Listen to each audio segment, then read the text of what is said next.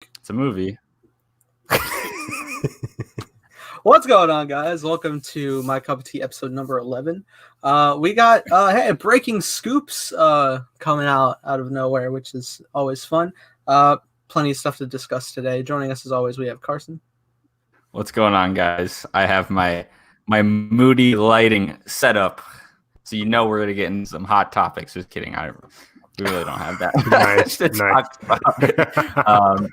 Yeah, so some scoops, some little tiny reviews, and just some others. I feel like we had more Star Wars news this week for once than we had actually movie news, but still excited to talk about other stuff other than The Mandalorian, because that was kind of where my head was at the first 3 days of this week. But yeah. Mm-hmm. And also joining us, we have Evan. Yeah, it's weird to be doing a My Cup of Tea episode on a Friday, but we're here. It feels good. Yeah, we didn't have a lot of movie news this week, but we do have some fun ones that we can dive into, especially about Kang and Jonathan Majors. Very exciting news about that. Ant-Man 3 less so, but yeah, Jonathan Majors is always fun to talk about. And then we got some Bond craziness out of nowhere, just dropped this morning, so that should be fun as well. Alrighty, so yeah, let's get into that specifically. Yes, So it looks like our new 007 will be none other than Tom Hardy himself, which I think pretty much all of us when we first heard that are just kind of like, oh. Yeah. Nathan, let me share the screen. Oh, yeah. I didn't know you were doing that. All right, yeah.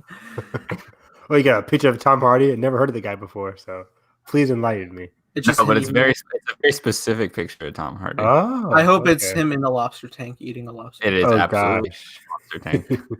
Is it really? Yeah. Oh, please. I only saw Venom like once in theaters, and that was enough for me. I saw it twice opening night, just because. Twice. I still can't believe it. That was the first time I think I'd ever actually done that too. Jeez, and you picked a great choice right there, mate. I know Star Wars Born was playing right next door. Oh gosh. I'd save that for when the IMAX run. I just want to get another look at you. I love a Star Wars Born. Are we sharing that screen? What's going on? Oh yeah. Hold on. Oh, Yes. Oh my gosh! Our next Bond right here. Oh god! Look at him. He's seen some tough times. He looks so different in Venom compared to everything he's done. I know, and that's why it's so funny. Is because it's just like they just let him loose in Venom, and that is why I'm having such a tough time grappling with this potential casting. To that point, though. I don't have that much of an issue because I imagine he'll be like a less humorous version of his character in Inception. Yeah, which works for me, but yeah, I think Tom Hardy will be fine. He's one of those things. This is like when Benedict Cumberbatch got cast as Doctor Strange. You're like, oh, okay, that fits, and it's similar to Tom Hardy and Bond because whenever people are talking about who should be the next Bond, you kind of get the same recycled names, and Tom Hardy is definitely one of them. Like him, Idris Elba, Tom Hiddleston. Yeah, exactly. It's like I would love Henry Golding. Henry Golding, like what famous like British actors on the rise right now, basically. And we got Idris Elba, Tom Hardy, Henry Golding, especially after like Crazy Rich Asians and that movie with The Jones. I forget what was that one Paul Feig movie that he was great in. I like that one. Simple Favor. Simple Favor. Yeah. He played I love that movie. I loved it. That was a good 2018, guys. A great year. Oh, did you see? Speaking of news, he tweeted and they said they're working on Simple Favor 2. I'm like, what? Okay, breaking news. Go on Paul Feig's Twitter. He's like working on this one. Like, I would love to see Simple Favor 2, and he quoted the tweet and said, "We're working on it." And I'm like, "Holy shit!" Wait, is this today? Like Simple Favor? I think it was yesterday. I actually have a Simple Favor like notifications. I freaking love that movie. It's like one of those movies where I walked out of it and I'm like, "Wow, this was." I love it. Really is perfect. Anna Kendrick role. I love it. Perfect. Yeah, I've never seen it. What is it? It's a mystery comedy thriller. All the above, I guess. I guess dramedy, more so of a comedy, a thriller kind of Yeah, thing. it's a comedy thriller. It's Yeah, Paul Feig. with Paul But who's the Feig, Henry lead in that? Golding, Blake Lively, Blake Anna Lively, Kendrick. yes. Yeah, and she best friend with Anna Kendrick's character in the movie, but then she goes missing, and it's like, where did she go? And that's about it. That's like the main premise, and it's really good. It's It excellent. takes turns, and you're like, oh my god. Yeah, it reminded me of Knives Out with the turn, the It amount really of turns does. it takes. Mm. But yeah, going back to, I forget how we got there. To Simple Favor, but going back to yeah. Oh, Henry Golding, yeah. But going back to Tom Hardy as Bond, he seemed like a kind of guy on the outs where you can like, okay, he looks the role. But when you dive in deeper, for me, I kind of agree with Carson what he was saying. Like when we heard this news, that I don't see it. Like he could be a good Bond villain, but when I look at Tom Hardy, I look at and compare him to Daniel Craig. I can see them doing the same thing. Daniel Craig is a very raw, brutal Bond, and you get somebody like Tom Hardy, you're kind of going to get the same thing. It's like I can see Tom Hardy being also a brutal and raw and like kind of like a very Daniel Craig-ish Bond character. So I don't really know what's going to be different if he's Bond, but we shall see. I mean, Tom Hardy's a great actor. I'm not going to super complain about it, but Yeah, it's just one of absolutely. those, yeah. To me, Yeah, what I was kind of saying is like it feels like to have as good a performer as Tom Hardy, it honestly feels like you're suppressing him because it feels like if if you're casting him and you're getting an I just don't want to see like an over serious Tom Hardy, I guess. I would rather Yeah. That's what I'm just worried about. And so, but honestly, you can say that about anybody that's cast in this role is like, they go for the same dramatic kind of spin, which obviously Craig still has like that comedy and kind of like quips here and there and that sharpness. But I don't know. And it's like, we've heard the Idris Elba name for so long. So I'm honestly like so preconditioned to like, oh my God, I would love to see that.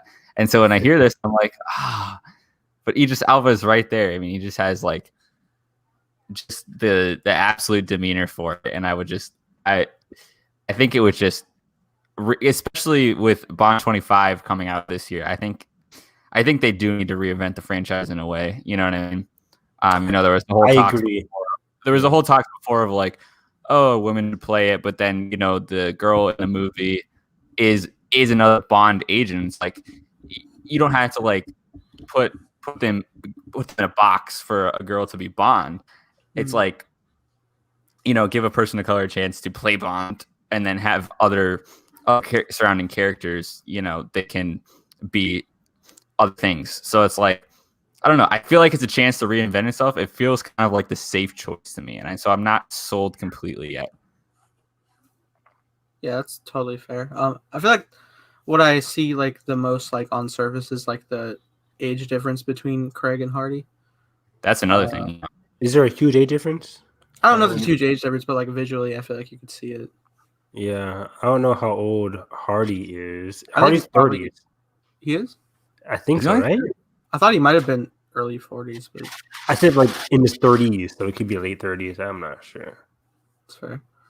I also wonder like how this would go down, because I imagine like if you're like cast as Bond, you're in it for like multi-picture thing, and I wonder if that is gonna like differ anything with like Venom plans. I don't know if that goes. I wouldn't think so. We see how Daniel Craig managed to do that with like Logan, Lucky, Knives Out, in between his Bond pictures. So Tom Hardy can do some good stuff. Granted, they're not as big as like a multi-million-dollar production as Venom 2 would be, or Venom 3 down the line. So I don't know. What a concept of a Venom trilogy. Yeah, it's gonna happen. Yeah, it's pretty crazy. But yeah, I still don't know if this news is actually going to happen. I like Tom Hardy as an actor. I'm still not sold on this actually happening. It's a bit early. We haven't even seen what's it called, the 25th Bond movie yet. I forget the title right now. No Time to Die. No Time to Die, exactly. So we shall see. Like, I think if anything, we'll find out like a couple months, maybe a year after No Time to Die comes out. But yeah, this is a big franchise for Paramount, so they're gonna want to keep on doing these films for as long as possible. And going off of what Carson said, I do think they need to retool and rejuvenate the franchise. I mean, granted, they did a great job with Casino Royale and did a great job with Skyfall.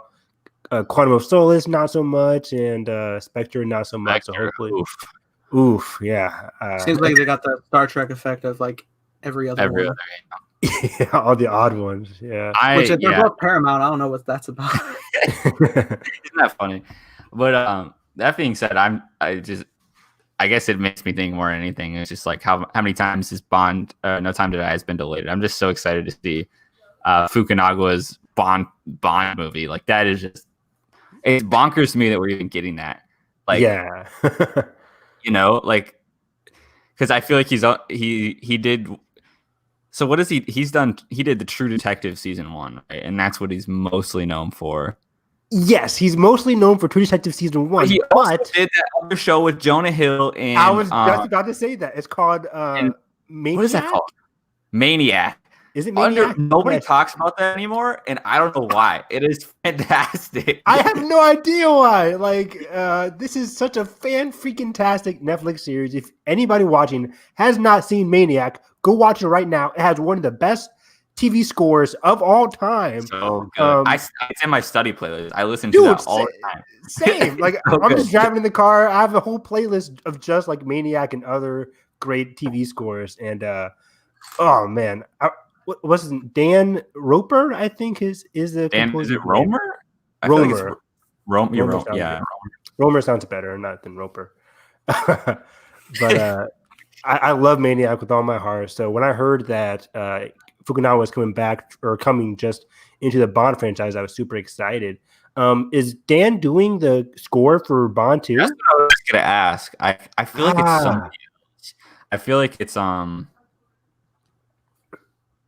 gonna have to look it up. No Time to Die composer.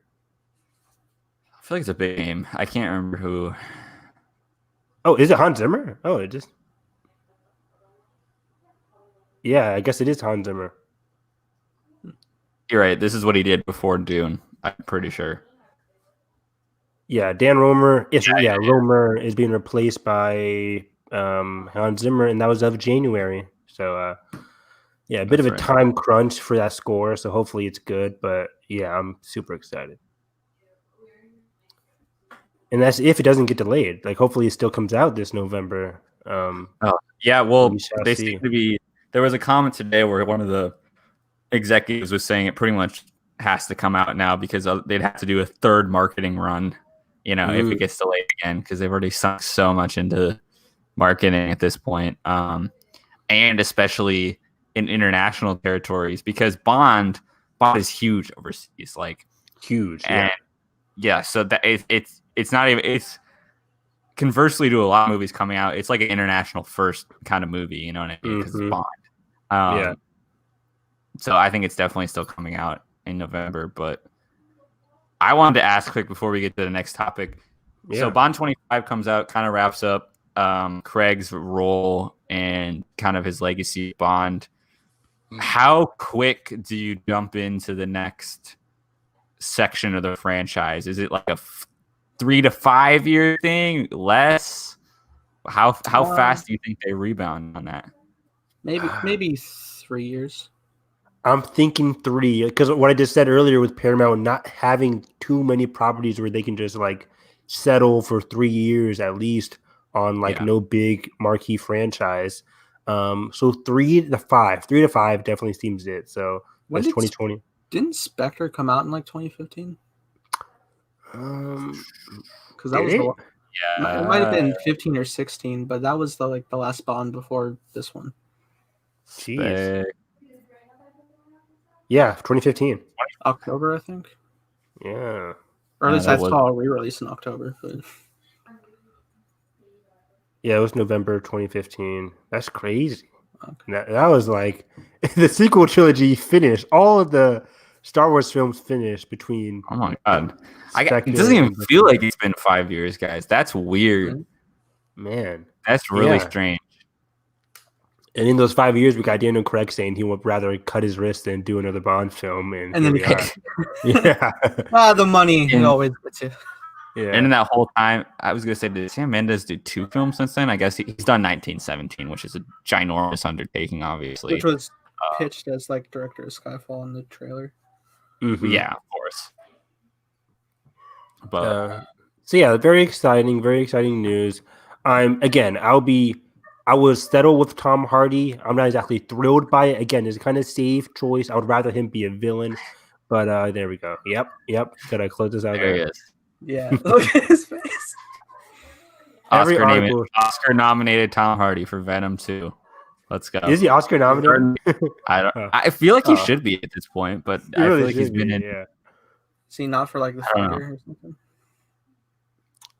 He should have been nominated for freaking what was that movie of Joel Edgerton that I freaking love? The boxing movie. Yeah, that one. Crap. Why did I say? I'm thinking Southpaw, but I'm not. That's the wrong one. That's like Gyllenhaal. that's Gyllenhaal. I feel like each of those guys has their own like boxing like spin-off. Yeah. It's a good one, I guess. But yeah, it's called Warrior. I just looked it up. I love Warrior. Yes, you've been pitching to this for years. You need it's to one watch of the Warrior. best movies of all time. Of all time. Okay, I got it. Of all time. I need to check it out. It's probably the best sports movie of all time. So that's about it. Wow. No way. Come on. It's Fantastic. You think it's the best boxing movie? Easily. Really? Wow. Easily. Wow. Easily. Than any Rocky or Creed? Easily. Wow. It's between Warrior and Creed. I love Warrior and Creed so much, but those are the 2 best sports movies of When all did Warrior time. come out? Like 2000s or like 2011, 2013, something like that. Okay. Wow. I think it's 2011. Did you say it was on Netflix or somewhere? I can't remember you said it where it was. It might just be available to rent. I can't remember what you said. We might have said that like 5 months ago. Yeah. It's on the whole Hulu right now. Okay. Oh, alrighty. Everybody should watch Warrior. It's the best. It's the best. Alrighty. Well, on that note, we definitely look forward to see the development of the future of Bond. But moving forward, amazing surprise announcement. We have our Kang. Incredible. Do we have a picture of Kang? I'm on it. I'm on the screen share. Here we go. Is it going to be like Jonathan Majors like in a bathtub or something? No. Okay, but like this was amazing, like to come up so soon after like the start of Lovecraft Country has been going on, which has been pretty great. I gotta catch up, but like from what I've seen, it's been phenomenal. That last episode was disgusting. I gotta see it. There are 5 episodes in, right? Yeah, 5th one came out. Ooh, great picture. That's the most famous one, I guess. That's the one I used for the thumbnail. Oh yeah, that's why. Yeah, I've seen that a lot. Like a lot of articles saying Kang, they use that exact image. I've read my fair share of Kang too. He's a great character. Yeah. So can someone give me the pitch for Wikipedia? Kang? Give me the Wikipedia article. Well, it's interesting. He's a character from, I believe it's the 31st century. He's a descendant of Reed Richards of Fantastic Four fame, which is fascinating because that is a person of color descendant of Reed Richards. Could open the door for Reed himself to be as well, which would be fascinating. Possibly, yeah. Or Sue, either. Anyway, this is like really fascinating because like he's actually like a big Avengers threat level villain in the rep. Yeah, big Avengers. Mostly he got a start in Avengers, but then he mostly became a young Avengers villain. And this is something because the same day that Kang was announced, a lot of people started trending Young Avengers just because of his association mostly with the Young Avengers. Wow. I think there was like a couple of series where this character called Iron Lad which got introduced, which eventually got revealed to be Kang the Conqueror. He was disguising himself as Iron Lad. He's got a lot of Avengers. He's got a lot of alter egos. He first appeared. He sure does. Yeah. He first appeared as the alter ego of Rama Tut in Fantastic Four 19, but then was revealed as Kang in the Avengers number 8. Exactly. Both in the 60s. So he's been there from pretty much the get go. Okay. I've been seeing a lot of people say that, like, this is what the Avengers get for messing with time, or like he's going to be a repercussion of messing with time. So is that kind of part of his abilities, or kind of how he came about? Yeah, he's very much a time traveler. He's got like a lot of like list of abilities, like whether it's a genius intellect and scholar knowledge, but also like hand-to-hand combat and just his suit giving him enhanced strength. He has like 30-day supply of like food and water. Like he can just survive from his suit. Wow, I didn't know about that. But yeah, he's mostly a time travel villain. I wish we could show the video of like. Have you guys watched the show Avengers Assemble? Fantastic Avengers TV show. A little bit. There was a scene, or I guess a arc of Kang the Conqueror, and there's a cool fight sequence between the Avengers versus Kang, and he's like teleporting everywhere using time and stuff. It's a very fascinating fight. I remember watching that show just to get a semblance of what it would be like for the Avengers to fight Thanos, and just seeing that alone was like, oh, cool. But then when you saw it on the big screen, obviously they amped it up. So I can only imagine what they're going to do with Kang, which is going to be fascinating. It's interesting that he'll be introduced in Ant-Man 3. Yeah, that's a fascinating thing there. Ant-Man 3 was something I'm not super excited about, but when you dive into it, Ant-Man was kind of the one that introduced the quantum realm, and that includes the notion of time, as we saw with like Scott going into the quantum realm in Infinity War, Endgame, and Ant-Man and the Wasp, etc. So that could tie into the time things going on with Kang the Conqueror. We also had that thing with who was the person that was stuck in there? The Wasp, the first Wasp. Michelle Pfeiffer's character. Michelle Pfeiffer's character. She was saying like how Janet. Yeah, her like physiology got changed while she was in the quantum realm. I think I found the fight scene, guys. Oh, bro, that'd be fun. Or copyright. Let's go. Okay. Yeah, I'm down. Come at us, YouTube. Come at us. I mean, if you find it on YouTube, I'm sure it's fine. Just the context of some viewers out there. Is this it, Evan? That's a look. Yeah, it is. Shows the Avengers features. What is it called? Avengers? Yeah, this is the show. Yeah, that's the show. Kang shows Avengers their future. Ooh. Yeah, this was a fantastic show, everybody. If you guys haven't watched this show, it's really good. Black Panther. Hulk. Yeah, this looks cool though. I love like the animation style actually. I forget where I watched this show at, but it was really good. The voice acting was great. How tiny he looks in Hulk's hands. Yeah, I know, right? What's he gonna do? I'm so curious how he's gonna get out. I imagine. Do we have some closed captions? Maybe. Aha. Auto-generated closed captions. I'm sure that would be accurate. Yeah, the closed captions are always accurate. Oh, snap. But yeah, he has a lot of cool projectile weapons kind of things. So is he showing their futures now? No, I'm not sure. I haven't seen this in a long time. It's the title of the video. Yeah. Chris Hemsworth. I know. Natalie Who Portman. recently said he'll play Thor for as long as he's able to. That's great. Such a small hill. What was that? Wasp and Ant-Man. Yeah. Giant Man. Oh my god, the white eyes. I thought Silver Surfer was coming in for a second. I was like, what? I was like, what?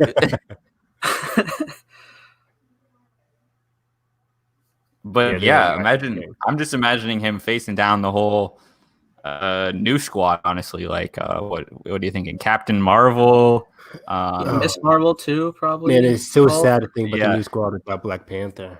I know he was supposed to be one of the new Trinity for sure.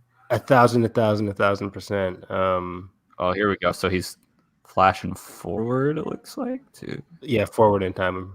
Yeah. Oh my god. Apocalypse. Ultron? Oh.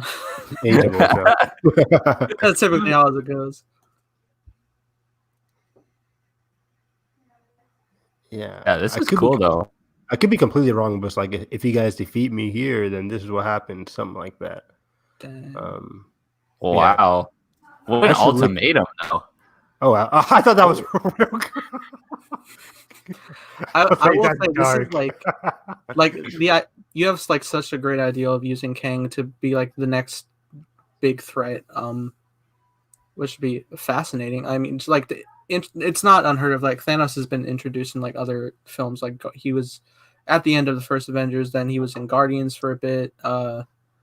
He's not unknown to be popping up here and there, but it's fascinating. Yeah. Just like the thought of starting with an Ant-Man for your big future, but at the same time, yeah, as we were saying, the quantum realm was the introduction for it all. Yeah, so it makes a lot of sense. It makes me think the Ant-Man 3. I mean, based on what we heard, it's going to be huge in terms of just going to go all out. Like with, I think I saw a report that it is going to be like something from Hank and Scott that's going to be the cause for Kang's appearance, which makes sense. I feel like I was hearing also that Kang was rumored to be some sort of involvement in the Loki series, since they're also dealing with time. They're doing the Time Variance Authority, the TVA. I could totally see a Loki, one episode cameo or like something to tie in or just hints towards whatever.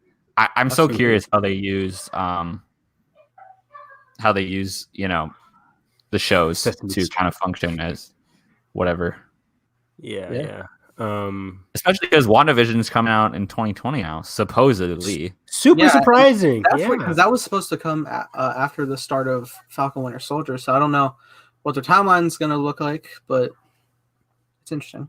Yeah, that's really cool. I'm so happy. Because again, October 30th is when Mando comes out. And if they're doing 8 episodes, maybe if they do 2 a week at one time, we're going to be looking at a late December finish there. So we could technically get like the first episode towards like that last week of December leading into 2021. Yeah, the new year. Yeah. It'll still count as late 2020 show at WandaVision.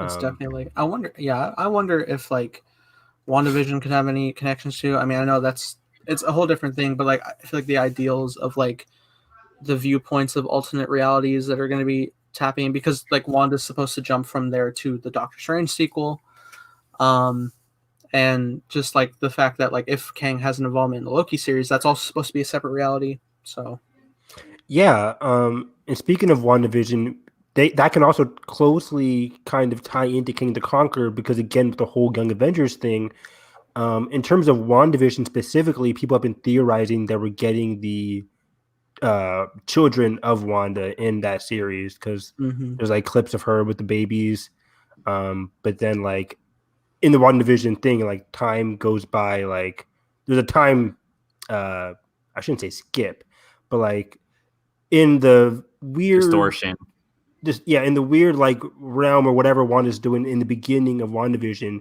she creates that whole family with her and Vision, whatever, and there's like 2 babies in that little trailer thing. Well, yeah, they're going through like different aesthetics of like TV sitcom styles from like every decade. Exactly. So maybe when they get back to the real world, maybe those children are still alive in the real world, and they can grow up to be part of the Young Avengers. And then you already have like a Hawkeye series with Kate Bishop. Kate Bishop coming in there, and then also we also have Spider-Man as well. So Miss Marvel. Miss Marvel. Oh, and then Ant-Man's daughter, not Hope. What's her name? Cassie. Cassie. Yeah, Cassie Lang. So yeah, she's older now. She's older now. So it's like older as in like young adult. Yeah. So she's combine that with a lot of the other younger actors in Marvel right now, you can kind of establish Young Avengers, and that could also as well lead into King the Conqueror too. I think Cassie's going to have more of a bigger role in Ant-Man 3 now as well. Absolutely. So it's very fascinating. I'm super excited. Jonathan Majors is a very interesting casting choice. I'm super, super excited for him. I wonder if Marvel did this mostly off the heels of Lovecraft Country, or if this was something that was happening way before they even saw this show. Yeah, I'm not upset. I'm not upset either. He's had a huge year too. I mean, what he was in The Five Bloods. The Five Bloods, and then obviously how big Lovecraft Country is, and then this casting news, it makes perfect sense. He was the son in Defy Bloods, right? Yep. Yes. Yeah. He was great in that. Okay. It's just so awesome how Marvel always gets the hot talent, like the recently on fire talent. Like right after Brie Larson finally won her Academy Award for Room, it was like months later, boom, Right at Captain Comic-Con, Marvel. boom, right? Yeah, it's like dang, that was really quick. They really got him. Like it just always happens. For Oh, Captain also, Marvel too. Nita Costa, like Candyman's coming out, the hype is rising, boom. Captain boom, Marvel exactly. Astro, Kathy Kennedy's like, damn it. I wanted to get her. Yeah. And then same thing for what was the guy? Mahershala Ali. Like once he gets his Academy Award, it's like boom, you're in Blade. Let's go. Oh my god, how perfect! I mean, That was such he was already amazing on like, announcement. he was already on Luke Cage, but I'm sure they were just like, Mhm. never mind, just get him. We need him. Yeah, There would be we need nothing better than when that man walked out on stage, put the hat on, everyone just went wild. It's so good. So cool. And I want to keep speculating MCU, but like, God, where do you get like? I guess I had a couple questions. Like, where do you guys think Blade's really gonna fit in the grand scheme of the MCU? Because that's it feels like such a like departure from the traditional superhero stuff. It totally does. I mean, it has to be more of a darker thing, like how the Disney Plus shows are leading into the movies. We have Moon Knight. Moonlight, yes. Yeah, Commercials in Moonlight. It's what I would rope in the elements of like you get from Punisher or Ghost Rider in terms of like darker stories. So darker storyline. I don't know exactly where it fits into the grand scheme of Marvel, especially with the recent Kang. If Kang is going to be this new main villain, I don't know where somebody like Blade fits into that, but you never know. I'd be fascinated if they like. I know like we have the Avengers, but if they went the separate group of doing like the Marvel Knights, I would love that. That's the only thing I can think of right now with like Daredevil. I could see them doing that, especially because all of the properties like that kind of been absorbed by Netflix, and the show runs have been absorbed into like nothing yet in terms of those cancellations. We've been hearing like, oh, they're gonna do something with them, but it was like it made zero sense. I don't know why people wanted them to show up in Endgame. It was just dumb. I totally agree. Yeah, ridiculous. So why not actually develop it from the ground up in an opposing side and kind of have things like you don't have to have one. Take notes from DC here. You can have storylines run in any direction you want, any time way you want. The comics are crazy. Yeah, I feel like at this point, past the Infinity Saga, they're gonna have to embrace that and not, necessarily always be leading towards the next team up, the next, Avengers movie. So I don't know. Absolutely. I'm completely with you, Carson, but it's just everybody, their fathers, sons, their mothers, going to be like, Blade movie. How does this connect to what's going on? Right. Well, it's interesting. That's interesting too, because I mean, this whole phase that we're on currently, I mean, it's yet to begin, just with all the delays. But like Phase 4 right now doesn't even have an Avengers film, which is right. Not at all. But it's going to be leading into a possible, because people are already theorizing like who's our next 3 main leads now. I want to actually talk about that too. But first, like it is so fascinating that it's like the thought of potentially building up like 2 entire phases to the next big crossover instead of one every time. I feel like I see what you mean. It gives us like a lot more space to develop like a whole new universe we have set after the effects of everybody, like ones that are lost, ones that are rising. And I did want to talk like who do you guys think would be like the core leaders of the Avengers group?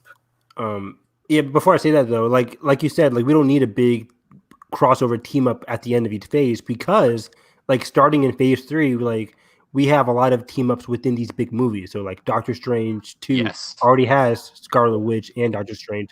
And we're diving into like a whole new spectrum with Eternals.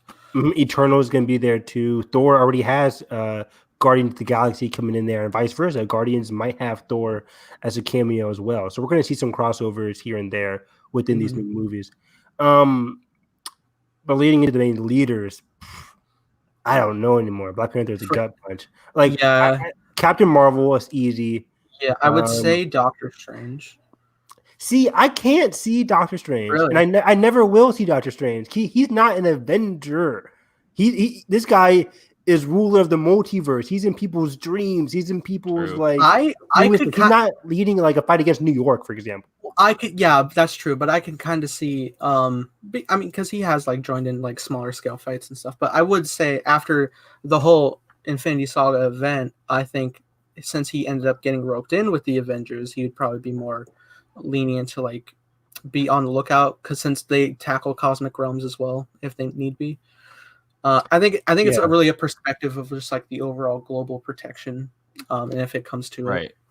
That's what I'm thinking. Like, Protection. It's like how do you it's like if I'm Kevin Feige right now, it's like I don't even know how to like build up to amount to something that's. I know. How do you out endgame Infinity War yourself? It doesn't feel similar in the sense that it's messing with time, and you have, that part 1 and part 2 very distinct chapters, but yet are combined and very much deal with like the grief of that whole event. It's like you don't want to like repeat that, but like also you need to go bigger in like the cosmic realm, and then you have all Doctor Strange multiverse, and you have the Eternals coming in, and you have it's just crazy. X-Men too. Like, imagine if they ever get to Galactus. Like, imagine that someday. It's entirely possible because I mean it's the one franchise right now that just, despite anything, it just rolls on forward, and you know what I mean. And I guess we've yet to see with the rest of Phase 4 because all these delays, but it's unstoppable at this point. And so I'm excited. I hope it reinvents itself. I really hope we don't kind of just like drop the ball. I would hate to see it kind of fall off, but I think it's going to keep going, and I hope it takes its time and doesn't like rush 3 years, and then 3 years goes by, and then we already have another. I kind of want like a 5-year arc of things building up, if I'm being honest, because like Evan said, we already have all these individual team ups that are all specific to different kind of realms and character developments and different areas of the Marvel universe. So I hope that's where they're going, and then they can pepper in, the Kang the Conqueror stuff, and if that amounts to being a giant level threat towards the Young Avengers or whoever's going to be at the forefront of the that defense, then that they can do that later. But I think it's cool that they're already thinking about like things like that.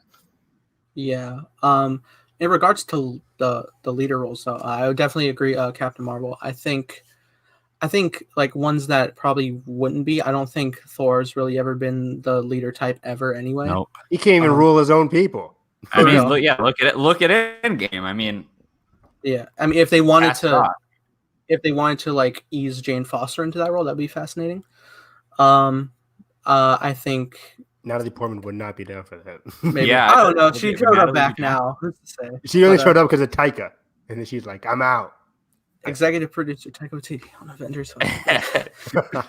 Just like Jon Favreau's on every Iron Man installment, but I'd probably like definitely say Falcon is Cap, 100%. Duh, I didn't even think about that one. Yeah. I think Spider-Man not right now. I think down the road he can't finish his homework. He can't lead Avengers. I know, that's what I'm saying. But like, if they keep going the route I know they want to, where you get to the older Peter before Miles, I think then you could. I would love that. If they get to the end of the second trilogy, can you imagine how satisfying that's going to be? Like, God forbid we can make a deal until then. No, come on. To say, I mean. 6 Spider-Man movies. It's going to happen. Tom Holland's my age. We're both 24 years old. He has tons of places to go. Like college, crazy. Peter Parker. Like, come on. Man. It sounds so perfect too. I still personally really want the Spider-Man Doctor Strange adventure, because those are really fun. Yeah, I hope so down the line somewhere. Oh, and their brief chemistry and all in the Infinity War stuff and games. It's so great. It's so funny. One of my favorite moments is when Spidey just shows up, and it's just like, was he your ward? Like, go get the wizard guy. Or just like, and he's just unconscious. He's just on a slab of concrete, and he just goes after him. It's so perfect. He tried to shake hands with the cloak, and it just ignored him. It's so good. Everything's so good. Marvel's fun, man. Like, Yeah. who's to say it's not cinema? But Exactly. Going off what Carson said, though, it's going to be an interesting time for the next couple of years with Marvel. I've liked this break that we've had. I think the last Marvel film was last year. Was A Far From Home in July of last year. Yeah. Yep. And I've liked this 1 year over. It's going to be over a year now break of Marvel films because the next couple of years it's going to be 3 to 4 films a year. Oh my god! Especially not including the Sony Marvel movies. So yeah, it doesn't even include those, which is nuts. And like any like Spider-Verse stuff that may intersect. And yeah, 2022 alone has like Doctor Strange. Olivia Wilde. Yeah, Olivia Wilde was like mentioned Kevin Feige in her comments about her new movie, which I'm like, oh, is Kevin just producing or executive producing because he's Kevin Feige? Well, yeah, I imagine it would be the ideals of the Spider-Man films where like it's Sony's film but Marvel produce. Yeah, I don't know. I had the thought like she was gonna be doing a film like Venom. Like I don't think Kevin Feige has anything to do with Venom, right? He needs to. I don't think Andy Serkis is having meetings with Kevin Feige. Oh, I forgot about Andy Serkis. That's like the one like hope that's like making me think it's all gonna come. It's such a cool choice. Like, sure. It's nobody saw Mowgli, which was kind of a bummer because I saw that movie, and you know what? For what they were trying to do for a Jungle Book adaptation, it's pretty cool. Like. I want that quote in the back of the DVD, Carson. It's pretty cool. Yeah, for what they did, it's cool. For what they did, it's pretty cool. Great sell, Carson. Great sell. Continue on, please. You know what? I'm just glad that the guy is directing because Me too. I think he's such a talent in motion capture, and I feel like it shows when he's directing people to do the same. I mean, it's hard to do a motion capture performance. Imagine mocap technology on Venom 2, like right, like that's honestly what my selling point is right now in Venom 2. I'm like, that is so cool. Like, that's what's blocking Woody Harrelson's embarrassing wig out of my mind. Is that I was about to say, I got a haircut on the set photos. Yeah, my selling point is that he came on set and immediately got a barber to cut Woody Harrelson's hair because he's dressed like super Florida tourist. I'm not exaggerating. It's one of the worst like costume dress up like ever of all time. They changed the color of the hair too. Like it was so deep red in the end credits. I was like, oh my god! Like they got it off of a clown suit from like Party City and just gave it to Woody Harrelson at the end of the movie. I'm like, what are you doing? Like he's so insane. He uses blood to wash his hair. Like yeah, he's like, there's gonna be carnage. I'm like, no. It feels like he slept in. Oh, finally! Like. It feels like he missed an entire shoot day, and it was like 8:30 p.m. and they're like, all right, we have to wrap by 9. We're going to send a car over to Woody Harrelson's estate. We're going to grab him. We're going to get the driver to stop at Party City on the way over, where he's going to get dressed in the car. He's going to come on set and do a single take, and then that's it. Like, that's what it feels like. That's exactly it, dude. That's exactly it. I don't know if I'm remembering right, but like one of I think there might even be like extended version of that scene. No way, right? I think there's a longer scene in the bonus features that I was watching, which was weird. So yeah, you can watch more. It goes down as one of the worst post-credit scenes of all time. I don't think it's embarrassingly bad. It's embarrassingly bad. I wouldn't call it bad. I just think it's okay. Nathan, it's bad. It sells for me because I'm finally getting Carnage. No. But like, it's one of the things where it's like I want audience members to go point to the screen and be like, "Oh yeah, I can't wait for the next one." I'm like, which I did. No, I'm good. Because I'm like, finally I get Carnage, and finally it's also Woody Harrelson, which was like a fan thing since like Spider-Man 4. But yeah, Woody Harrelson's great in everything. Just watch War for the Planet of the Apes. Oh my god, a movie. Oh my god, and so emotional. And Serkis is gonna aid it. Oh my god, that's perfect. But I'm excited for that for sure. But Jonathan Kang. Yeah, I think Jonathan's gonna be a great Kang. Like he can go. I can see him going toe to toe with a lot of the current Avengers roster that we have right now. Mhm. I'm a little worried that it's an Ant-Man, it's a Peyton Reed thing. We know what we're in for, given the last 2 Ant-Man movies. It's going to be very comical. It's kind of the same issue I have with a lot of the Marvel movies, where great villain, but might be a bit too comical. But they've done well recently with villains like Killmonger and Thanos, and even what's the name, Vulture and Spider-Man. So there is hope. Vulture is so good. I love Vulture. Oh yeah, Me too, man. And he's back in Morbius. You have to remind me. I can't remember what movie I was watching at the theater. Like what was that? Oh yeah, I was watching the New Mutants, and they had the Morbius trailer. I saw that too, yeah. And I was just like, oh my god, I forgot about this trailer. And then I was like, oh my god, I keep forgetting about Michael Keaton every time. He walks in with the same suit he's wearing from like Homecoming. Post-credit scene. Yeah, very funny. What's up, Doc? I'm totally positive that scene is like Morbius's post-credit scene. Right, that's just a post-credit scene. You think they're just gonna put him in the marketing and then yeah? Okay, the end of Venom is in the trailers. 1,000%.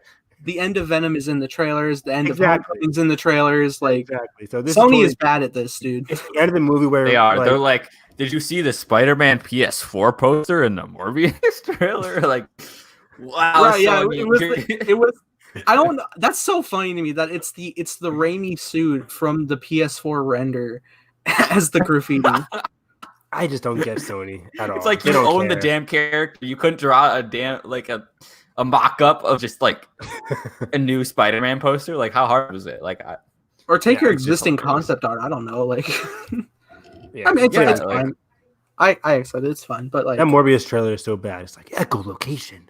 He's like, I was like, is this an early 2000s Marvel movie? What's going on here? It feels like if I drop some, it doesn't feel real. So there's like the Black Widow trailer. I've seen it so many times that I feel like I've already seen the damn thing. And then there's the Morbius trailer where I don't feel like it actually came. It's like I don't feel like it's come out and like actually been screened in front of my eyes. Like I feel like every time I watch it, it's my first time watching it. It's just so weird. Every time it starts, I'm like, is this a horror movie? Like, what indie horror is it? And then it goes into, I see Jared Leto. I'm like, oh wait. Oh yeah, it's Morbius. No, you think it's like the Venom trailer. I'm like, is a med gonna show up? Like, where's like from the studios that brought me Spider-Man: Homecoming, Far From Home, and Venom. Well. 2 out of 3 ain't bad. Yeah. Anyways, we've been going on a Marvel tangent. No, we have. I just, but like real quick, I do want to say I think it would be a cool idea to kind of do what they did in Endgame in terms of like scattering the Avengers through time. But I think I think you could do it with Kang in the sense of like throwing them out there like unprepared and like they don't have the ability to travel and they got to figure that out and they're stuck in time periods, but also time periods that aren't familiar to them, like they did. Don't do it in back-to-back movies. Do it in an arc that takes a couple movies and different characters to interact to get out of it, not just something that gets resolved in the following installment. You know what I mean? Sure. I mean, if you made it like a 3-film arc where it's like the lead up and by the end of the first film, like they're scattered throughout time, 2 is to spend to like figure that out, develop stuff. Oh, also, since he's appearing in Ant-Man 3, do you guys think this is the last Ant-Man movie for Peyton Reed or just in general for Marvel? I don't know. I find it interesting too. I don't even know what the title's going to be. If it's going to be Ant-Man and the Wasp with a caption, or if it's just going to be something that I don't know. If they put Kang's name in the title, that'd be weird. Kang is back. What do you title this? Because you already used something with the word time in it. The Ant Fam. Ant Fam. Let's go.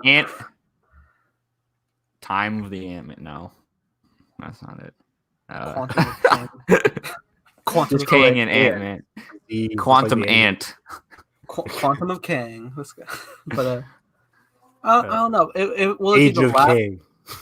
Will it be the last one? I don't know. It could be the last like Paul Rudd centric one. Before I can't see him keep on doing it. How old is the guy? Like mid-50s right now.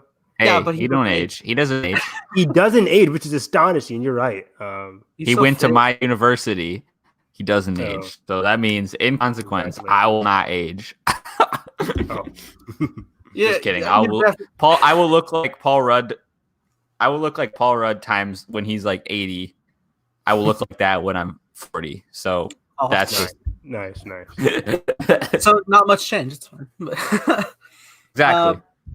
But yeah, I can see like the future Ant-Man installments being about Cassie, but like Scott's still around and like can help, kind of taking probably like the Hank's role. I can only imagine how long Michael Douglas will keep going. But yeah, I think this is probably his last one if he doesn't die in Ant-Man 3. Yeah, which I'd be down for. That's gonna hurt. That's interesting too because I also want Hope.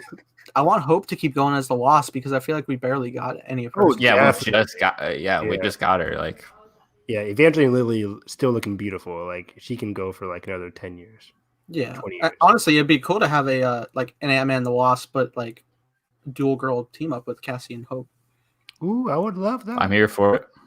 That'd be fun. Let's get a fresh director and yeah. Real quick, I hope Ghost is in this movie too. I think she was very underused in Ant-Man 2. Yeah, because you think she's gonna be back? I liked her character a lot. I didn't know what to do. She was so underdeveloped. Like I just couldn't. So far. Yeah. So far, yes. So I'm sure there's earlier but like you could say that. But she strikes me as more of a. Like, I feel like she should turn around and be an anti-hero now that we kind of have an understanding. Wouldn't that be a fun route to go? I would love that. Yeah, I mean, for a reason. You're right. But also, I would love to see that redemption. But also, Tim Roth as Abomination is still alive in the universe, and we haven't seen him in 10 years. 12 years. You're right. So that'll be fascinating. If anything is possible. Honestly, that'd be actually cool if you could bring him into She-Hulk. Now I'm just theorizing a bunch of stuff because also we got a casting for She-Hulk this past couple days. Yeah, we could talk about. Also, that we just got directors. We just got directors for Miss Marvel today too. Mm-hmm. Did you see that? Yes, we did. Yeah, directors and writers, I think. Yeah. So much Marvel news. She-Hulk is great. Tatiana Maslany. The only thing I've seen her in is in Stronger with Jake Gyllenhaal.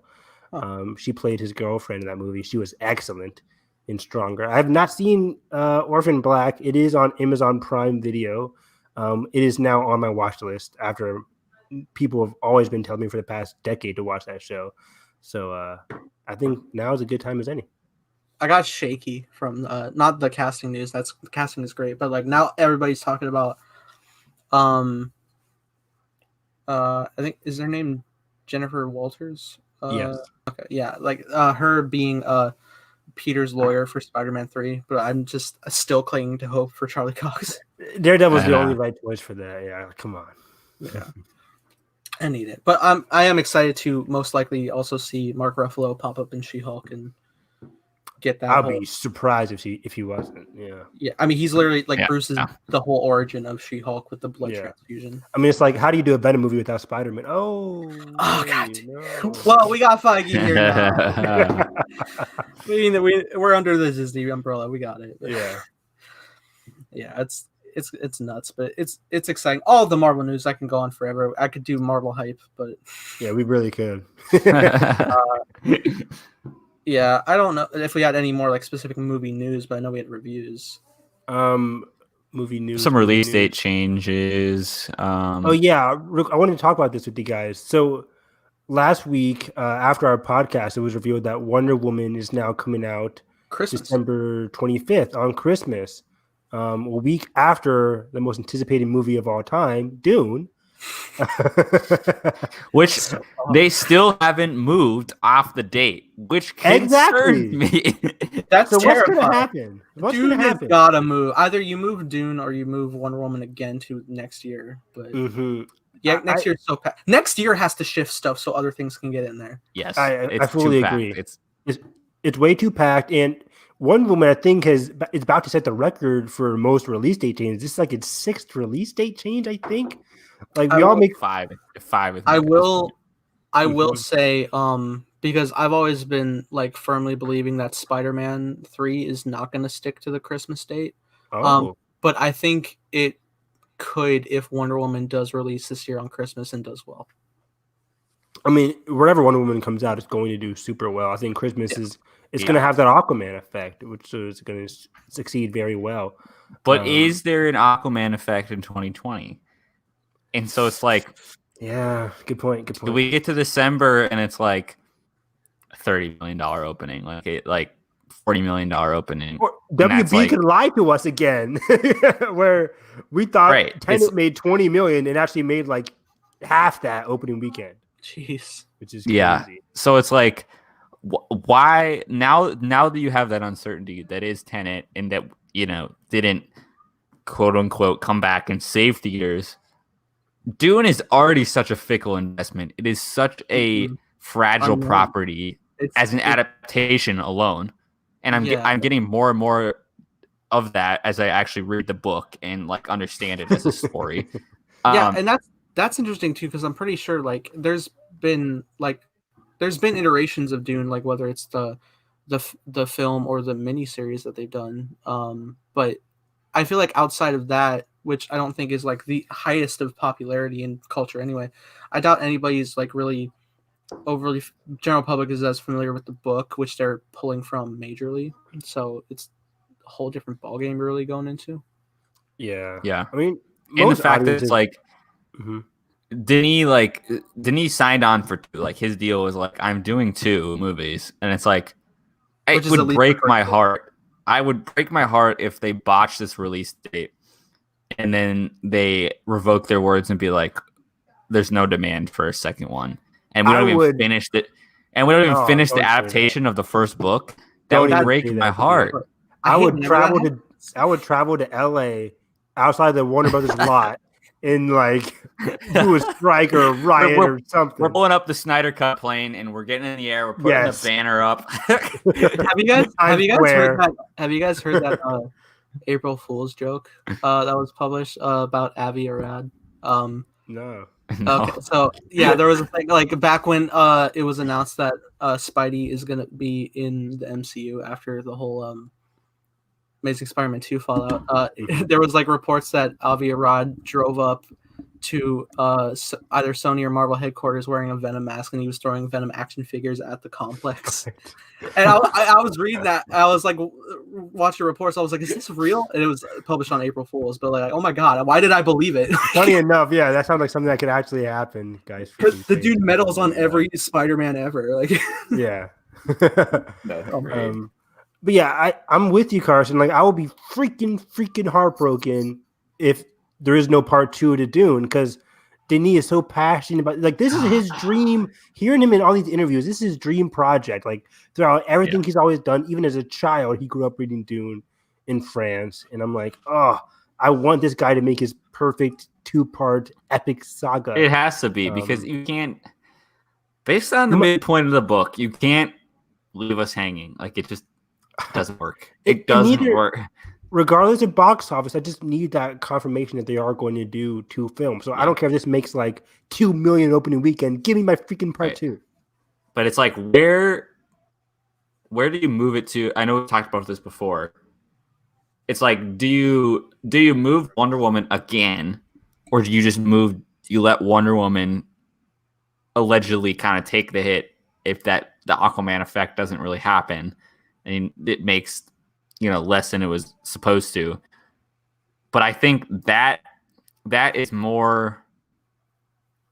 I still think Wonder Woman has a better chance of succeeding in the December date than Dune does in the state of how movie theaters are. Imagine the heartbreaking report of seeing Dune move to January. No, it cannot move to January. Nathan, get out. I know. Just get out. I don't think the only other place it really can move is like there's like a 2-week window in February before supposedly Eternals comes out, right?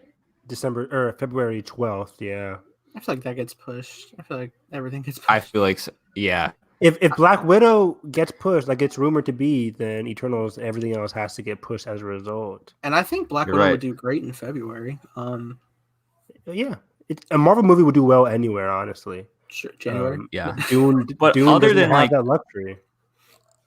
I just like I said it before on 2 weeks ago on our podcast. I'm like, Dune needed that prime December date in all its glory, and now that it most likely does not have it, do you move it all the way to December 2021, where your competition right now because Avatar 2 moved to 2022, so you don't have Star Wars movie.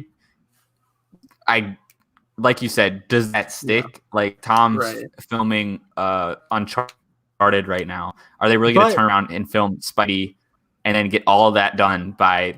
It could happen, but I don't know.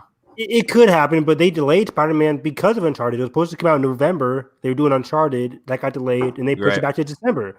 So they put that in mind. But yeah, if it comes out next year, it's fighting with Black Adam 2, which is basically the Rock superhero movie, which is going to be. Is that still coming out in December? It says so. Again, I don't know. Because nothing's certain anymore. Yeah. But the latest article I saw on that is like they're going to. I saw like the last article said they were going to get a November 2021 date. I'm like, how are you going to make a November date? Like, that's bonkers. There's no way. Like, and everyone was quote tweeting the article. Everyone was quote tweeting the article. Like the poor VFX people that are going to have to, especially in the crunch of 2021, when production does kind of open up full stop, and then they're sitting there like everybody's pulling a Sonic. Like that's horrible to me. Like so things are going to have to move, and I hope Dune can capitalize on something later next year moving.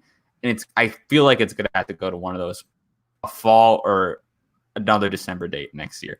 I feel like that's his best option. I hope they don't move it to like March or something weird. I just don't think it can do well there. I can see a November date. Right now, WB has Fantastic Beasts 3, which could easily just cancel itself and go into non-existence. And they just started filming that. There's no way it's going to make that. They just started. Are they filming already? I didn't know they started that yet. I think they started back up. I can't remember. But where did Godzilla and Kong go? March? May? They're not still March. this year. It is May. You're right. May 21st. May. What else for May? I'm scared. Are like I'm with you guys about like I want Dune to do super well, and I'm in that spot, but I'm also. Let me tell you, the summer box office season right now. Yeah, I will tell you because I really want Godzilla and Kong to do well. Like I know the stories aren't great, but I love these stories. Look up how much King of the Monsters made and just subtract $100 million because it's not going to do as well. Wow. Well, if you have the two headers going, I don't know. So in May we have Shang-Chi. We have Godzilla versus Kong. We have the Spiral, which is the Chris Rock, Samuel L. Jackson. The Saw horror movie spinoff. Yeah. Yes, Saw spinoff. Then we have the Emma Stone Cruella movie. Apparently, is finally coming out. Then we have Infinite, which I believe is that Antoine Fuqua's and Mark Wahlberg. Mark Wahlberg's latest movie, or Chris Evans, one of those. How do you mix those up? Mark Wahlberg. And, I think Chris Evans was originally attached, then it was Mark Wahlberg. Chris Pratt has that other one coming out later next year. I can't remember what it's called. And then June, we have new Conjuring movie, Jurassic World. We have In the Heights that got moved. We have Venom. We have an untitled Pixar animation, which I would assume would be that one, Luca or whatever. I can't. Yeah. Did that get a release date? Yeah, Luca is June 18th. Yes. Okay, so Luca. And then July, we have Minions, Top Gun Maverick, The Forever Purge, Space Jam, Uncharted, The Tomorrow War, which is that Chris Pratt action movie I just mentioned, Jungle Cruise, and an untitled M. Night Shyamalan thriller. August, we have Hotel Transylvania 4, The Suicide Squad, The Hitman's Wife, Bodyguard, and... That's it. Yeah, and then the first week of September, Jackass 4. It just keeps going. Dude, every film is gonna have the solo effect at this point. Like they're gonna be like all crammed together in the wrong space. I mean, it's scary for them. I'm happy as a dog. I mean, I remember like even like March 2017 was like 5 weeks back to back stacked, and it I like love that month. That was a Beauty and great the month. I mean Beauty and the Beast came out on top, and I think Logan was good too. But then afterwards, I think like Power Rangers and everything. Power Rangers was, like, got falling man, down. So sad. So Yep. sad. They're supposed to show the Green Ranger. Come on. I still need to see it. Was there a Green Ranger? In the post-credit scene, spoiler alert. Yeah, What? it was Oh, that's cool. I just remember Krispy Kreme, but I love me some Krispy Kreme. But yeah, so going back to the root of it all, 2021 is basically very crowded. I don't know where else Dune can go. I was reading an article from Scott Mendelson saying maybe Dune can have that Jumanji Last Jedi effect where it can make a lot of money alongside a blockbuster, like two blockbusters. In 2021, there's no way. I agree. Not 2020. No way. There's no way. And Dune is like hogging the IMAX cameras. I don't think Wonder Woman is going to be a big IMAX movie, but Dune is definitely like got shot in IMAX, so it's going to have those IMAX weekends. So it kind of needs that slot, and I think December right now is the best time for that. Even next fall, it's like unless they move the Batman, like there's Halloween Kills, there's Snake Eyes, G.I. Joe, there's The Last Duel, there's Clifford the Big Red Dog, there's Far From Home sequel. There's Mission Impossible 7, which is November now. Which is the most anticipated movie of next year for me.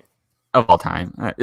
There's Gucci with Adam Driver and Lady Gaga. Give it to me. Gucci is not next year, right? Yes, it is. November 2021. November 24th, 2021. Yep. Wait, it has a release date? It has a release date. You're MGM Pictures. I'm looking at the numbers.com right now. I'm about to say, what website do you go to? I just had a. Should we share screen? Oh yeah, why don't I'm dumb? I'll share. We've been doing this whole podcast. We're just kind of like listening. But... Yeah, we're just getting trust Carson. He's been lying to us this whole time. He's making up release dates. Okay. Oh wow, look at that. I see tiny blue text. Yeah. I gotta zoom. Yeah, you better. Sorry. No, it's my fault. But... There we go. Oh yeah, that's better. So Sony WB Sing 2. Oh yeah, Sing 2 is supposed to come out. Gucci, November 24th. That's a delicious release date. Delicious. Yep. And all these movies are still undated. Oh my god. So the Disney live action was going to be that Cinderella movie. Wait, what's this? That was in production. What's this Skydance time travel on Netflix? Skydance. I don't. Was that? I'm not. That's sure. Netflix though. Yeah, but this is crazy. But yeah, as I was saying before, like this summer season is just crazy, and unless we see the Black Widow effect of everything moving, I just don't know where anything can go. I can't see them moving Wonder Woman for a sixth time. Like, there's no way, right? I feel so bad for Patty Jenkins. This movie's been done. It's been in the can for a year now. Basically, they just did the Fandom too, where they were they were so confident. And look at April. Look at April. So we have F9. We got Bob's Burgers. We got BIOS, which is the big sci-fi movie from the prominent Game of Thrones director, Michael. Michael. Yeah, it starts with an S.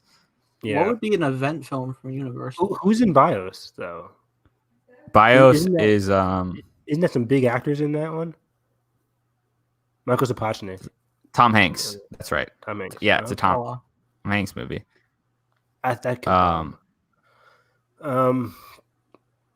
Jeez. Last Night in Soho.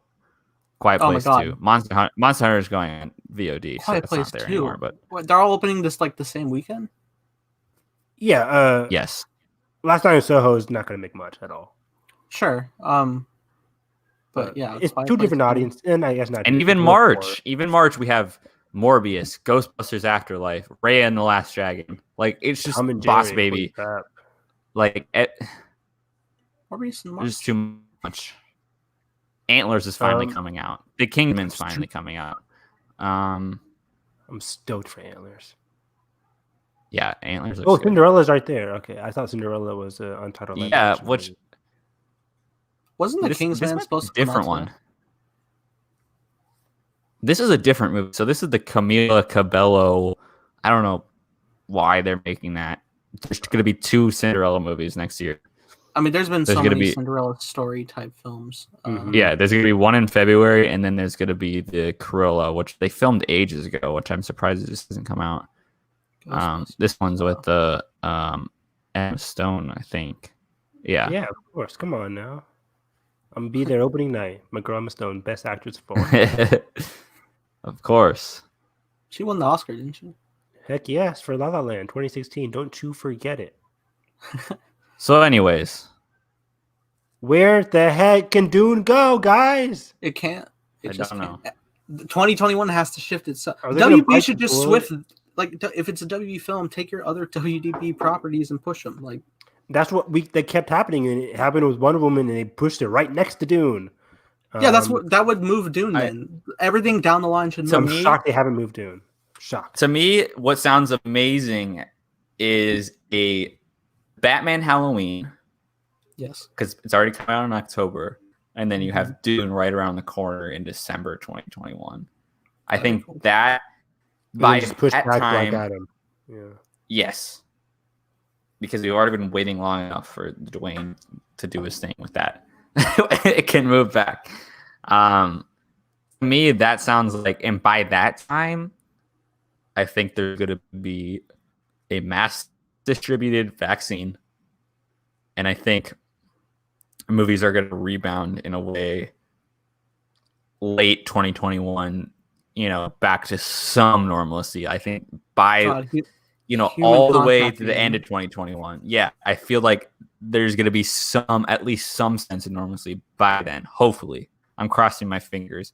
And so, to me, having a powerhouse of a slate of the Batman and Dune, 2 months apart, where they both can collect money, and Dune can just keep going and get that Christmas season money in a Christmas season that is actually viable because people will be out and about, hopefully, by that point. Yeah. That's That where I sounds would great. move it. That sounds really, really great. But we're in this time. We're in September, and I'm just like, I want to see this already. I need to I see do this too. now. We're months I would away. be I can't. My heart devastated. can't take it. My heart can't take it. We got that 3-minute trailer, man. Oh, Especially because so they dropped that good. trailer, the big interview, the behind the scenes, and I'm just The like, Funkos! oh, it just would hurt. No fun. Go. Get him this Christmas. Even seeing that Dune Sisterhood art today for the TV show that they're doing For the I'm like, HBO wow. Max show. Oh my god. Yeah, like Man. Well- It's so depressing. But yeah. All Thank right. you. Well, we can only hope for the best. But Yeah. in that meantime, we've been watching some stuff. So we got You sort guys of have been used- watching some stuff. Okay. Well, yeah. I mean, Carson too, because Carson has a couple because we finally Yeah. got to watch a Bill and Ted 3. Carson had Oh, an yes, invitation for Antebellum. Oh. Do you want to save your best for last, or yeah. Let me do Annabelle quick. okay? It's hard to get into without talking about spoilers, even though, I mean, not that I recommend watching this movie, but Try and do non-spoilers first. Man, okay, he I'll likes try this and do movie. non-spoilers. Okay, so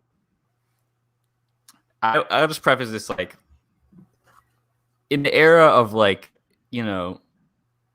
Jordan Peele's take on horror movies and actual characters that are very like nuanced and not like kind of set to tropes and stuff. It's like I feel like this movie had a lot to accomplish in terms of like, okay, it's a slave movie. We need to actually like do something that's not with the tropes and activate something that's the whole thing is like I was watching like the director's interview or whatever and like, oh, we're trying to start a conversation. The stuff you see is going to be harsh. But this movie, it really doesn't say anything. And that's what's the most frustrating thing about it is it shows the harsh imagery without it leading and anything. And it like basically its only comment is like I would summarize this movie by like it uses the present times to like show there's still slavery by showing like the past imagery, but it doesn't elaborate on any context of like why it's a problem or um, subtle ways in which it's evolved into like non-equal pay or like mass incarceration. It doesn't even make any critiques about anything. It just shows it. And it's hard to get behind characters that are just kind of the vessels for this plot of going back and forth between, the slavery imagery in the present time, because it doesn't really say much to like justify it. So it's just like frustrating that it just settles for these tropes. And I don't know. I can't really explain much of it until you watch it, because the actual plot of it, you'll understand what I'm saying by like it's not saying anything when you see how it uses itself to like switch because you've seen it in the trailer. There's two distinct like timelines, and yeah, it seemed very weird. Like she's in like the slavery field, right? I didn't pick up on that it was like separate timelines. I thought it was just like old themes in present day, like kidnappings and stuff. That's what I thought it was. They go with the very literal explanation of like this is happening, and this horrific thing is that somebody did this in the present, but it really looks like past. That's all I'll say. And so it's like, and the movie just kind of ends, and she like bless Janelle Monáe for even doing this movie, because it's like I've been seeing all these interviews. Yeah, is she good? I mean, she's good. I mean, she's a good actress, and she's obviously very talented. And she's great in Moonlight. Yeah. And here it feels like she doesn't really have, at least on the surface, a character to latch onto. So it's more just like you're just kind of there with her and not really getting any of the context you're trying to get across. I mean, it's a competent movie in terms of filmmaking, and like the cinematography is really good. The score is pretty good. It just kind of leaves you wishing that it would not just be a movie that doesn't say anything. I don't know.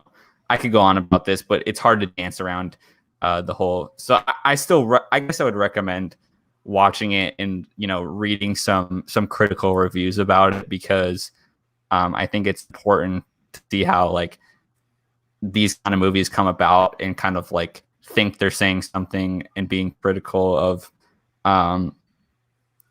Black experiences, but really are just kind of not even touching the surface of them and just kind of passing along a surface level plot that doesn't do anything. So it was just disappointing. It's just a slave movie that really doesn't try much to do anything, and that just really, and especially as I mentioned at the beginning of this, like with Jordan Peele is like take on, and it's not even like a horror movie really. It uses some kind of horror elements, but it's just really, I don't know. I was just really disappointed in it, but. Yeah, that sounds. It was kind of like the Mulan. It was like the Mulan of horror movies for me. That's where I'll put it. It was like it just didn't do anything. Like I was just disappointed in it. That's fair. It sounds good. When I watched the trailer, I compared it to like something like Candyman. I'm like, oh, this looks very like a unique Black thriller with maybe a couple twists here and there. But yeah, just when and the whole twist is just the whole twist is just. Is there any reason why like their poster marketing is using like Silence of the Lamb imagery with like the like butterfly mark over the mouth? Like, okay, well that's like that like hints at the twist. It's like so she's an author in it, and that's like the cover of her book, and then there's a girl with the tattoo, and then there's some. It's very literal. It doesn't mean anything. Like, so again, it's just like another plot device to guide you through it and give away a twist early, and then you're just like, okay, what was the point if you wanted to tell me that early and not get the effect of everything? I don't know. Sure. And yeah, I could go on about it, but like it's interesting because I watched the Q&A with the directors because I had the privilege of watching like an early preview screening of it, and so they're directing duo. This is their first big feature. And The one of them is a person of color, and he was like going after reviewers. He was like that you just don't understand. They don't understand the truth that we're trying to say yet, and the heart. It may be harsh, but like he's and it's like when like people of color, especially reviewers, are like telling you that it's missing the point. You can't silence that because you felt that your truth overpowered. I don't know. So there's just a lot of muddled context with this movie, and I guess it starts a conversation, but it just doesn't have anything to say about it.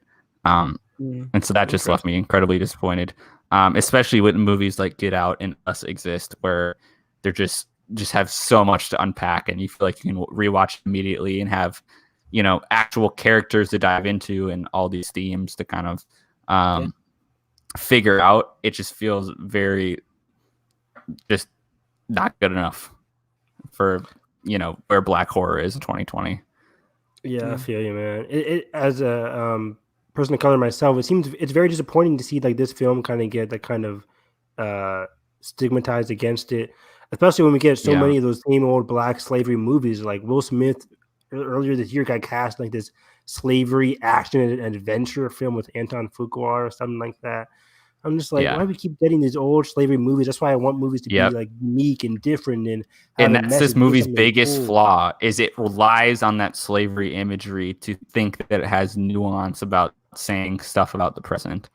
And really it just relies on that.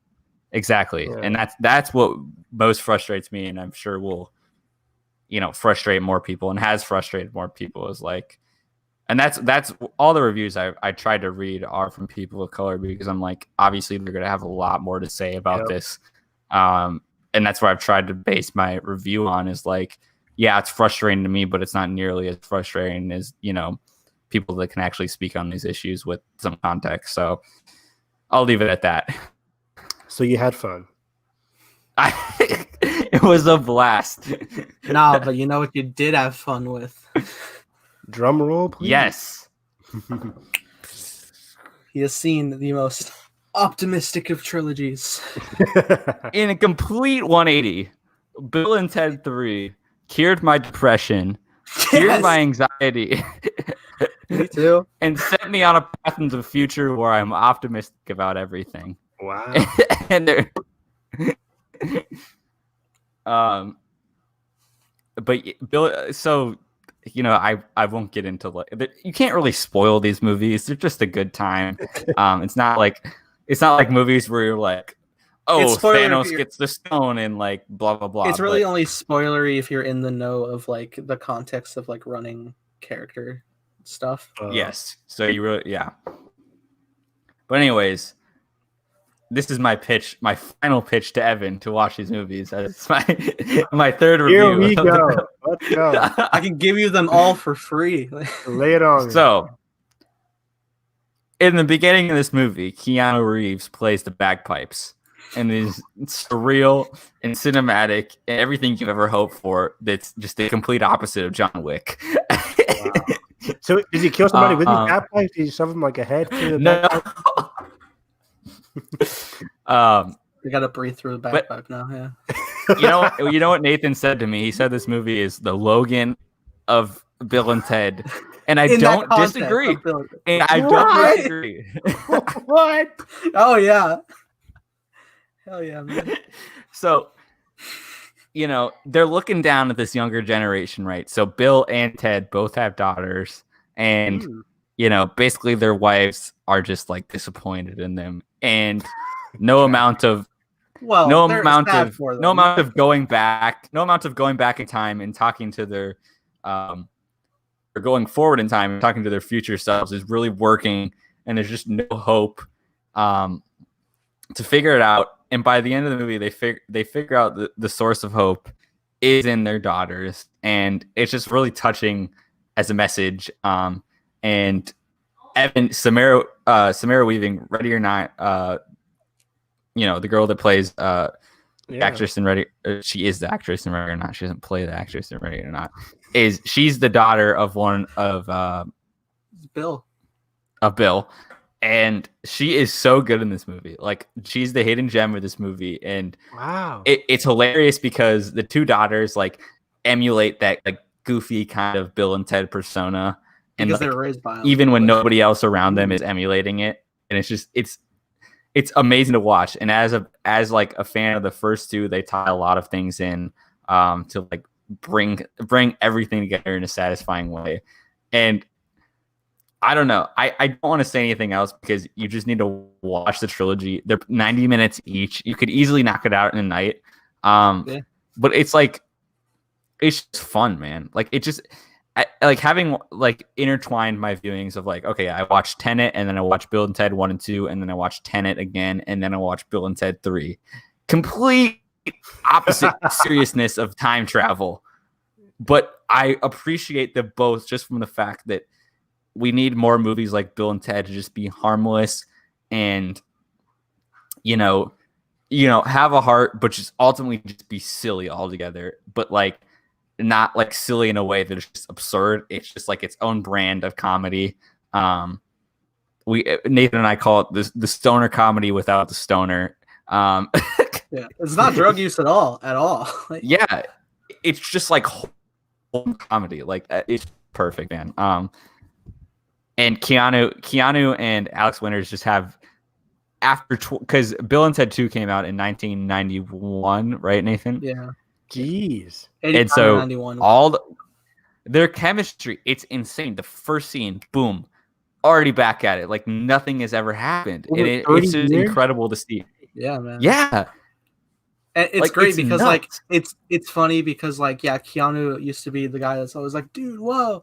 And then like Matrix Forward, he's basically been that more like serious stoic.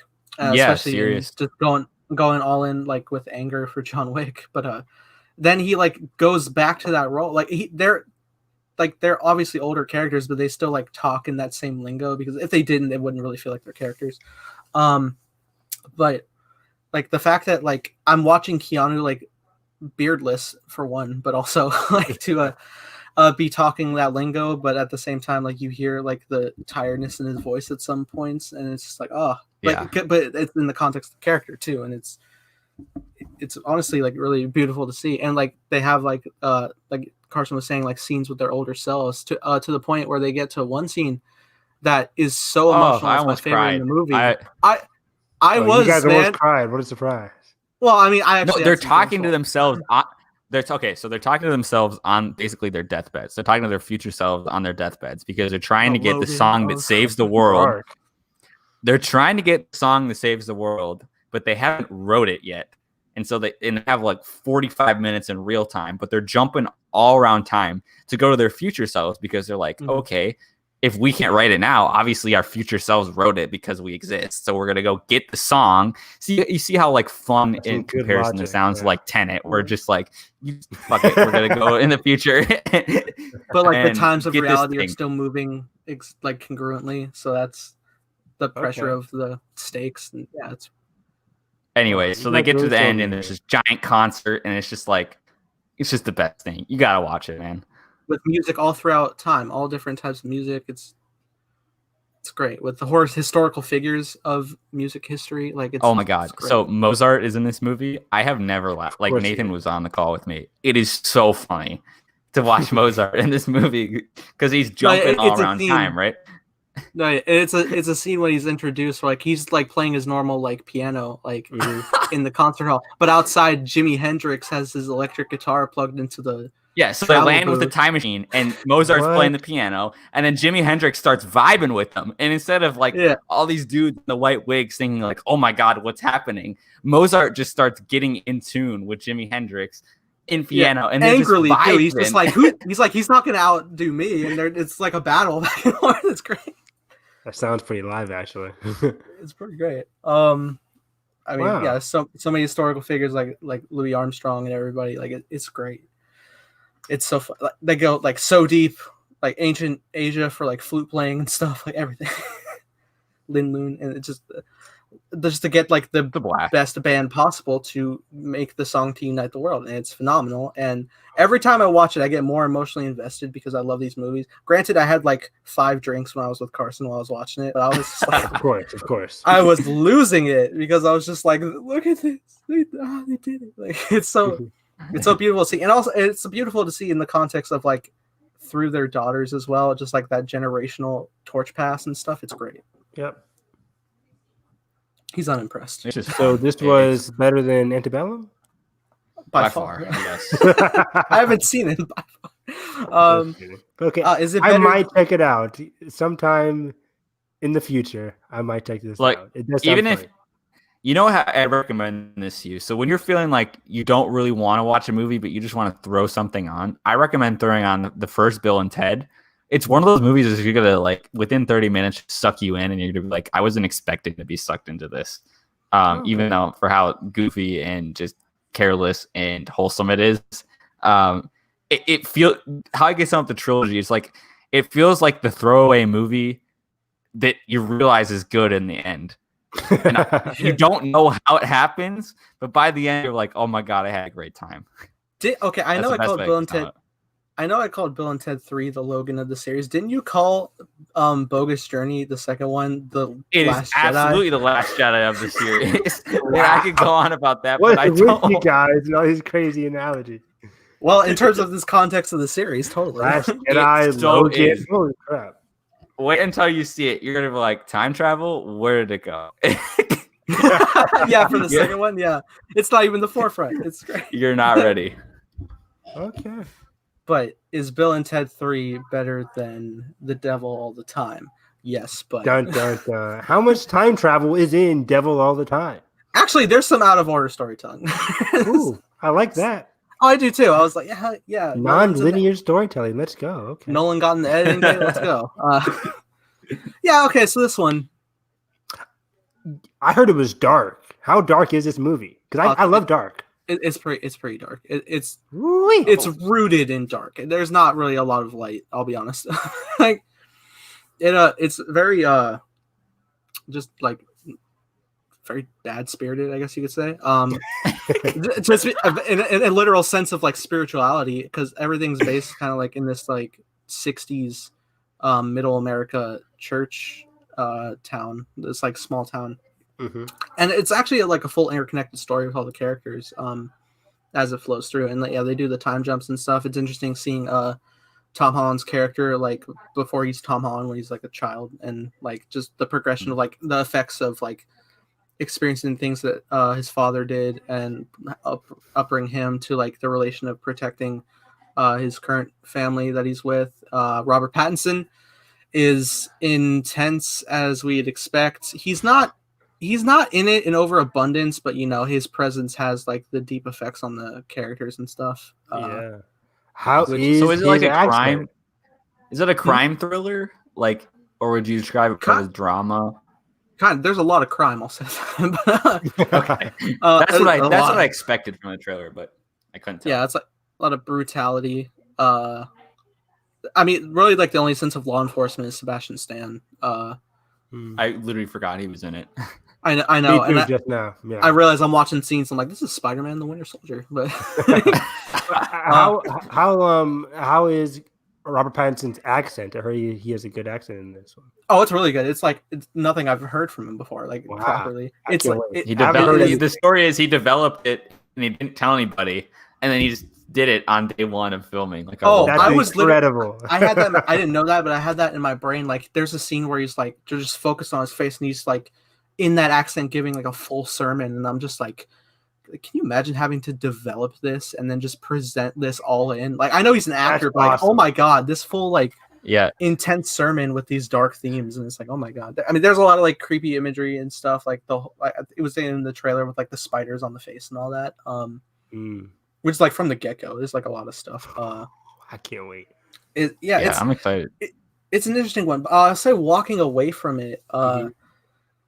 I don't want to rewatch it because it's so brutal. But it seemed like that kind of movie. Like it's the reverse Bill and Ted where I'm not happy. I would ask you how it compares to like something like Prisoners or I I rewatched trying to think of Prisoners. more. Like, I'm sure, Yeah, I'm but sure, I love Prisoners, like the ending of Prisoners. Oh, I yes. mean, it probably is a lesser Prisoners if I were to just imagine, but I need to watch Prisoners. I'll probably watch Prisoners, but this week. Masterpiece. But then I need to immediately watch Bill and Ted after because I don't want to be sad. Yeah, you chase any movie that it's got those bad vibes. You got to chase it with Bill and Ted to get you back to equilibrium. Yeah, playing Clue with death, But so this film, it was interesting watching because like you're going through it, and like at the start, it's very compelling. Like you have, I think it's Bill Skarsgård, leading off.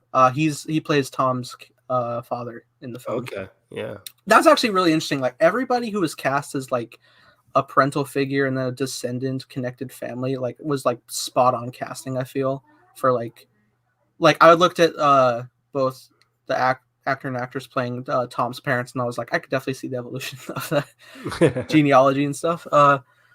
And yeah, I think it has a stellar cast. It's interesting seeing the different routes you go, whether it is with Sebastian Stan or Jason Clarke and everybody. Because how do you know Jason Clarke was in this too? Yeah, man. Yeah, he's great. How does it wrap? Like, don't say anything, but like I've seen people like really vibing with like the third act and the ending, like specifically that was like the reaction tweets. So that was definitely my favorite. Like you see the scene in the trailer where Tom confronts Robert in the church. That's when things just started like really moving for me. And I was, to my surprise, like that confrontation I think is like 40 minutes before the credits. So wow. you still got more to go, and you're following Tom's character, and I think he's definitely the most compelling with like the buildup of like his childhood that you have in the beginning and stuff with everything. So I was liking that a lot. I will say like a midpoint, it is like you're basically following like 4 different stories at once, like converging in this small town. So it's kind of something you have to pay attention to grapple to. But so how's like the pacing and everything? Is it a slow burn or? I think it has pretty good pacing. It primarily, since it's all rooted in like these really like dark themes. It for that point, it like really like sets you in those moods and stuff where like it sets you on like all these courses from like characters' effects on others, that puts them down their path, and like it definitely all makes sense. And I think I just feel weird, because I can clearly tell that this is definitely a good film for sure. I think it's shot great. I think it's the music was very nice, like the main motif of the theme that I think it's in the trailer. It's a beautiful one for sure. But yeah, like I said, coming out of it, I felt it's not a very happy film. So you gotta. Yeah, I feel like there are a lot of films like that. Like I love The Revenant, but I just haven't gone to rewatch The Revenant. It's quite. I haven't rewatched that since 2015, but I love that soundtrack. I love that film too. I love films like Spotlight too. It's just like those tough material kind of movies. It's just hard I need to watch. I literally like someday years ago, I bought the DVD for Spotlight to finally check out. I still have never popped it in. Wow, Spotlight is fantastic. I need to watch Spotlight. It. Best Picture 2015. That's right. Man, that's crazy. But yeah, I would say Devil All the Time is definitely something to check out for sure. It's like, I think it's 2 hours 18 minutes, so it's definitely got that full chunk of runtime. It's also interesting too because like I said, it's the 60s aesthetic, and I'm like I always say I'm a sucker for period pieces, so I like the aesthetics of the world. But it's also like this like rundown small town in like middle America, like around Ohio and everything. So Ohio, woohoo! Hey, so yeah, all these aesthetics, like really like. I think it's interesting because I've never seen a film be so like gruesome looking in that time period. So that was another instance of, I guess, like you could say, fresh. But yeah, it's something to experience for sure. I know it was like starting to get mixed reviews, and I kept that in mind while watching. But yeah, I think it's definitely a competently made film that is definitely good. I just I was like really thrown off by these themes. So I see. I'm ready. Me too. Yeah, and I'm always like fascinated by like religious stories as well. So it's not even like the sense of like religious themes. It's like the dark themes spawning out of people's attentiveness to religion. Hmm. Wow. That's interesting. Yeah, so I think like immediately like from the start, and there's some definitely disturbing images. I think from the get go you're gonna get sucked in. If you like tend to feel like a dip in the middle, that'd be understandable. But you'll definitely pick it back up by the time Tom and Robert are in the church alone. Wonderful. Great. Yeah, I think that about wraps up our episode though, because I was trying to keep under time. We're about at an hour 40, so look at that. So I said challenge accepted. I know. Here we go. I knew it. Dude, I thought your challenge accepted. You made me babble about Antebellum. I could go on. I thought your challenge accepted was like saying, "Oh, we could push 2 hours." I was like, "Wait." Oh, jeez. Okay, that's our cue. Carton's falling apart. All right. Well, with that being said, it was fun to do this. We'll actually be returning back to our normal Wednesdays, so you'll catch another instance of everything but Star Wars, or vice versa, coming Wednesday, and then we'll be back on our Star Wars kick every Friday. But with that being said, Evan, where can the good people find you? You guys can find me on Twitter at HarrisEV9. Hopefully, finally watching some movies. Even though I gotta watch The Boys tonight, The Boys episode 5. I gotta watch that, and then maybe I might watch Devil All the Time. If I don't watch it tonight, it will be tomorrow. And hopefully just watch some more movies, because it's been like a whole week of not watching movies, and I have the itch. So I'll be doing that all weekend. Might we recommend the Bill and Ted trilogy? I might watch Bill and Ted, or I could watch Warrior again. I don't really know. Okay, you can actually watch Bill and Ted 1 and 2 for free on YouTube right now. Yes, you can. They're free on YouTube. I do like the word free. That is nice. That's pretty good. Carson, where could good people find you? You guys can find me holding my mic stand up because it fell over. Also on Twitter at the Film Carson, talking about still Dune stuff, still random Star Wars rumors, Mandalorian stuff ramping up. I'm gonna try to watch Devil All Time maybe tonight, if not tomorrow. So I guess you'll hear Evan and I's thoughts Wednesday, because we'll actually be doing My Cup of Tea first next week like normal. So look out for that. But yeah, catch us next time on My Cup of Tea and Hyperspace Hype normally next Friday. And look at that, he's in my spot. The everflow of the StreamYard connection. But yeah, with that being said, you can find me on social medias, links in the description below. While I try to aggressively fight copyright to get my lip sync battle up with the big collaboration I did. In the meantime, though, I don't know. Like, I'll probably try to get it figured out for you guys. Anyway, I can give you like a drive link if you want to see it. But it's been fun. We're doing those weekly right now for a few weeks, so that's going to be hilarious. And just you can catch us all on our social medias, link in the description below. If you did enjoy our podcast, hit the like button, subscribe if not already. And that being said, I hope you have a great day, and may the force